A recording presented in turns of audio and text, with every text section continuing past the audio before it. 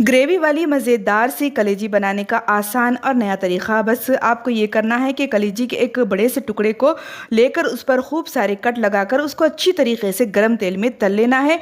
फिर उसको बाहर निकाल कर उसके छोटे छोटे पीसेस कर लेना है और इसे फिर से गर्म तेल में तलना है। अब एक प्याज और शिमला मिर्च को बारीक बारीक कट करके उसी तेल में तल लें और फिर इसमें डालें फ्राई कलेजी के टुकड़े और डालें नमक, सुरख मिर्च, काली मिर्च पाउडर, थोड़ा सा सोया सॉस और मस्टर्ड सॉस। फिर थोड़ा सा पानी डालें और कॉर्नफ्लोर वाला थोड़ा सा पानी डालकर इसे अच्छी तरीके से मिक्स करें और लास्ट में डालें प्याज की पत्ती बारीक बारीक कटी हुई। तैयार है बहुत ही ज़बरदस्त चाइनीज़ कलेजी आपकी ग्रेवी वाली।